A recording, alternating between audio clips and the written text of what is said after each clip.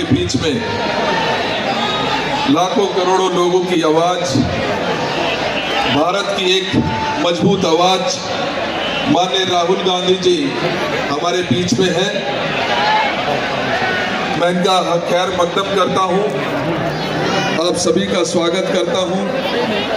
आपके इस कार्यक्रम में उपस्थित भाई काजी निजामुद्दीन साहब, आदरणीय हमारी बहन छोटी और आप सबकी सुख दुख की साथी अरीबा खान जी, आदरणीय हाशमी साहब, आदरणीय हमारे सेक्रेटरीज डैनी और दानिश साहब, सभी उपस्थित मेरे साथियों, मैं सिर्फ आपके और बीच में ज्यादा देर नहीं रहना चाहता, क्योंकि आप सब, हम सब की जो आवाज इस देश की आवाज है, माननीय राहुल गांधी जी को सुनने के लिए यहाँ पर उपस्थित हैं। हम जानते हैं 10 साल में हमारे साथ धोखा हुआ।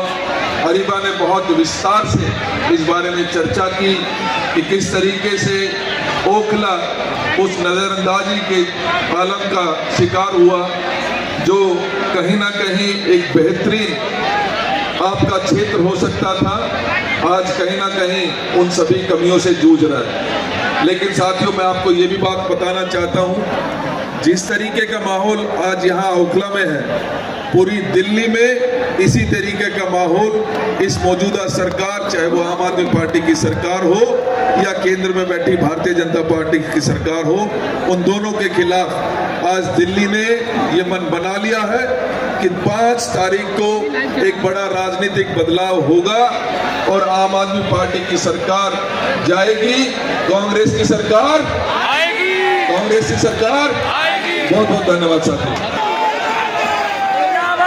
काजी निजामुद्दीन जी,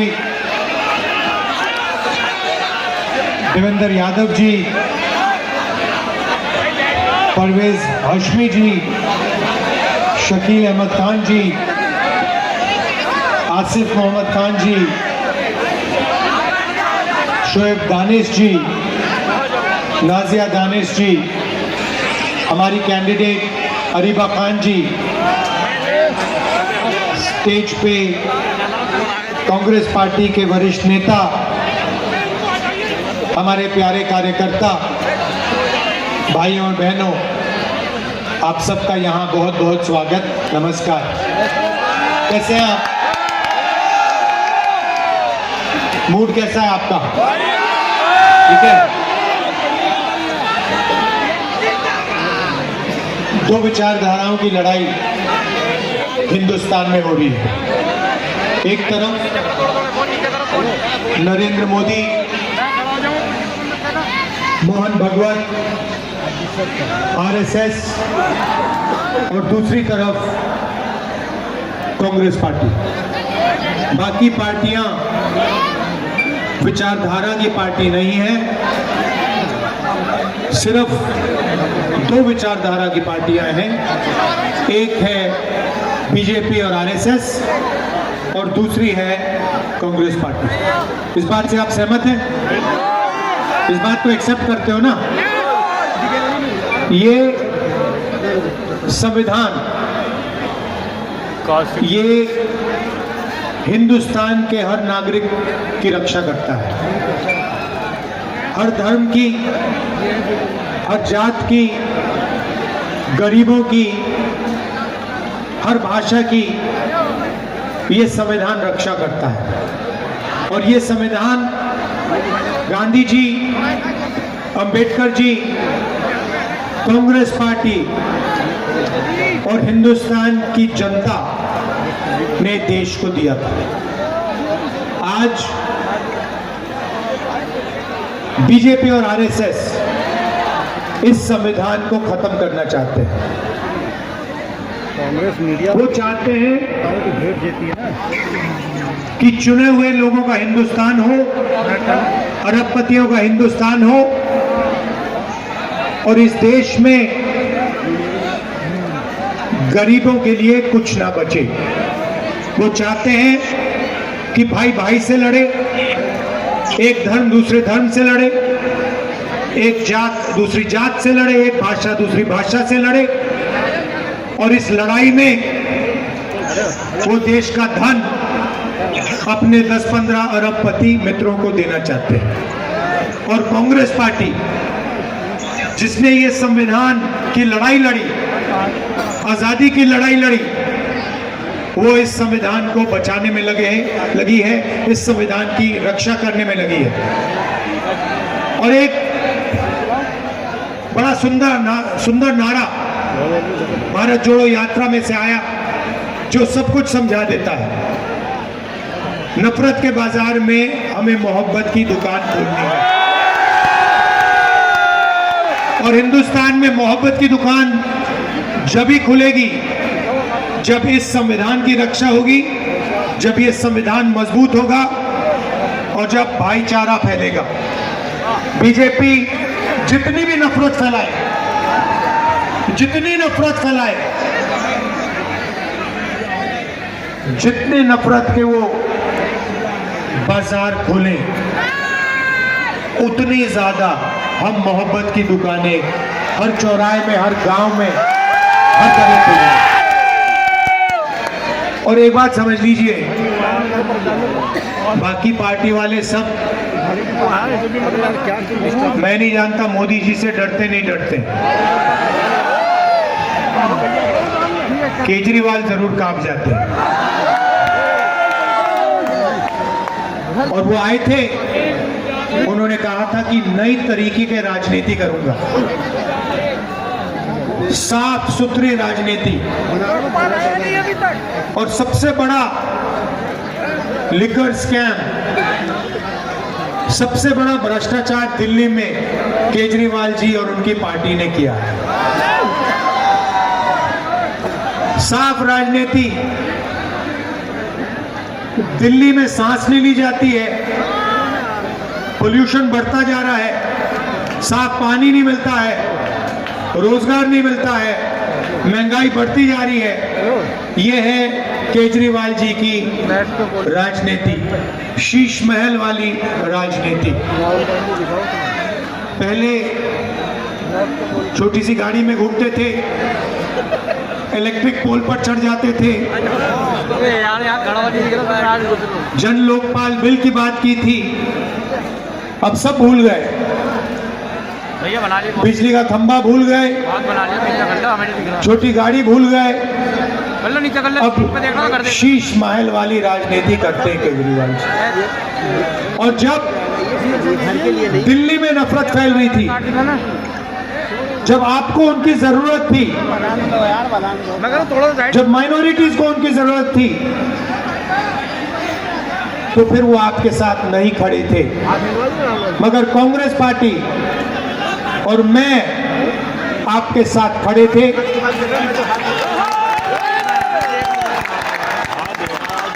आप देखिए, बात समझ लीजिए, हमें नफरत का हिंदुस्तान नहीं चाहिए, हम नफरत का हिंदुस्तान नहीं होने देंगे। हमें डर का हिंदुस्तान नहीं चाहिए, और इस हिंदुस्तान में कोई नहीं डरेगा, ना गरीब डरेगा,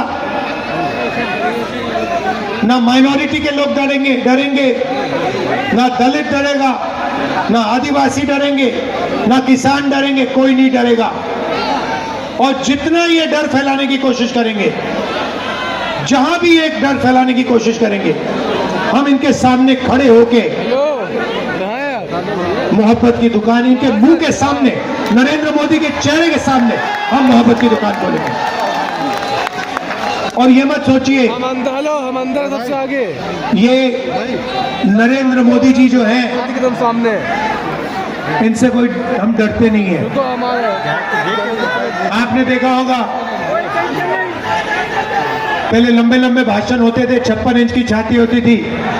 लोकसभा के चुनाव के बाद आपने इनका चेहरा देखा होगा, 400 पार हो गए इनके क्या? संविधान को ऐसे किया है नरेंद्र मोदी जी ने, कांग्रेस पार्टी ने नरेंद्र मोदी जी को ऐसे मत्था टिकवा के ये यहां लगवा दिया कांग्रेस पार्टी ने।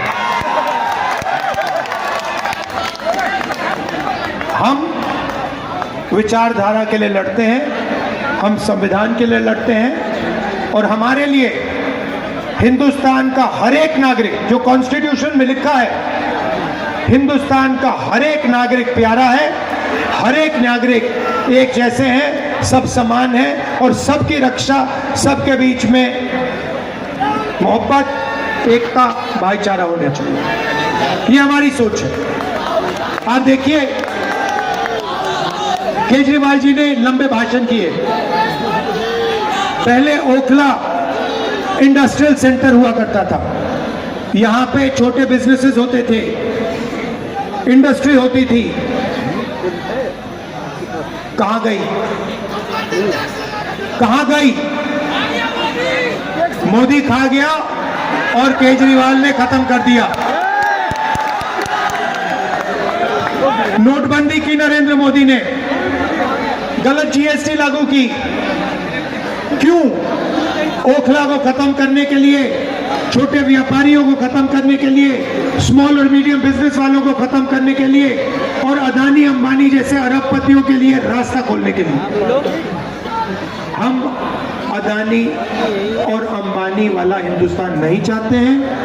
हम हिंदुस्तान चाहते हैं भाईचारे का, एकता का, और हम चाहते हैं कि हर एक व्यक्ति इस देश में सपना देख पाए।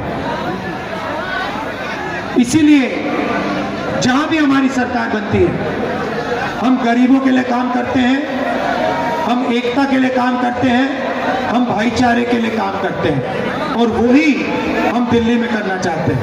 आपने केजरीवाल जी के 10 साल देख लिए। उससे पहले आपको याद है शीला जी ने किस प्रकार से यहाँ पे काम किया था, इंफ्रास्ट्रक्चर बनाया था, पूरी दिल्ली को बदल दिया था। ये केजरीवाल लंबे लंबे भाषण करते हैं, भ्रष्टाचार करते हैं, मगर काम दिल्ली की जनता के लिए नहीं करते हैं। मैं आपसे पूछता हूं, केजरीवाल जी ने पोल्यूशन के बारे में क्या किया, मुझे बताओ।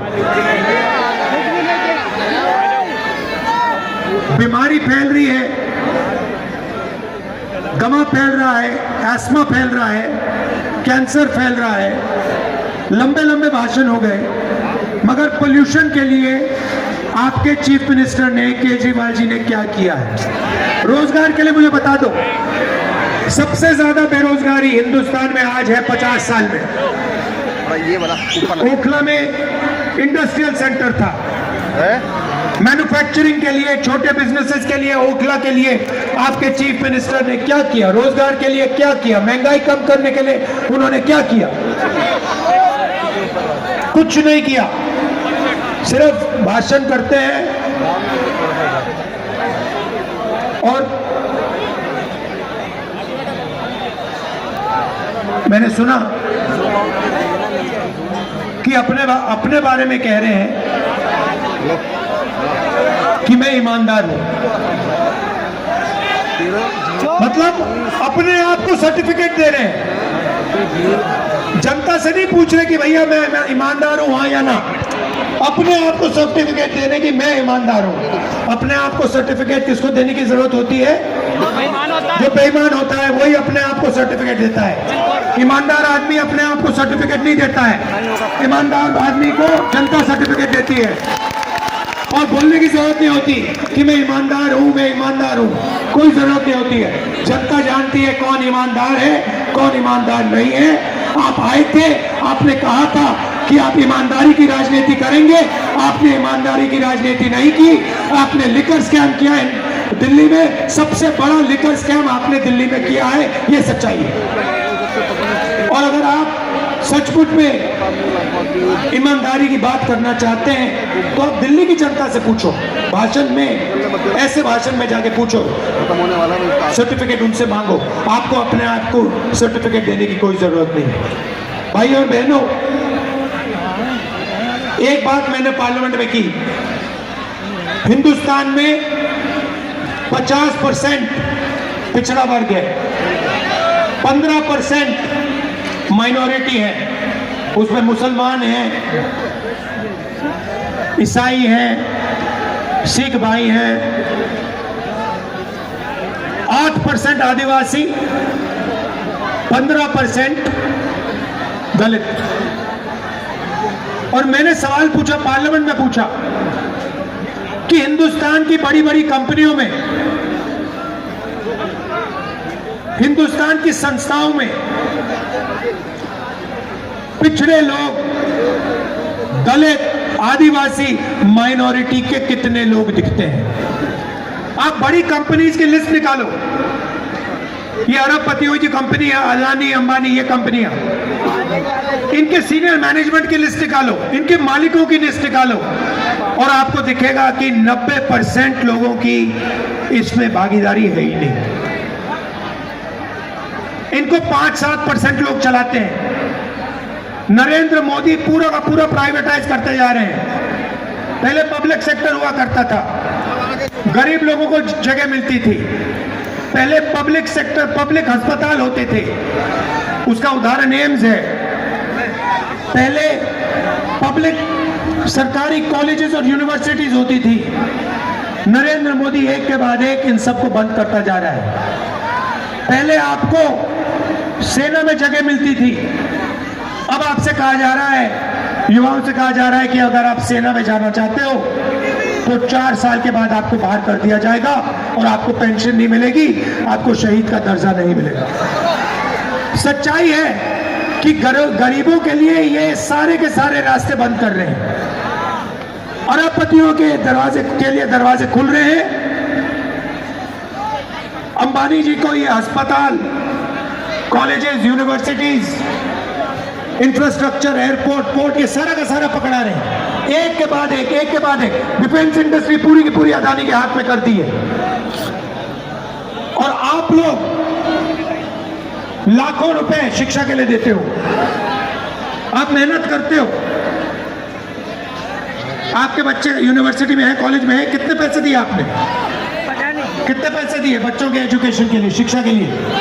लाखों रुपए आप देते हो, आपके जेब में से निकलता है, अदानी जैसे अरबपतियों के जेब में जाता है, और फिर बाद में आपको पता लगता है कि भैया हमने, बच्चों ने कॉलेज की डिग्री ले ली, इंजीनियर बन गए, सिविल इंजीनियर बन गए, पता लगा नौकरी नहीं मिलती।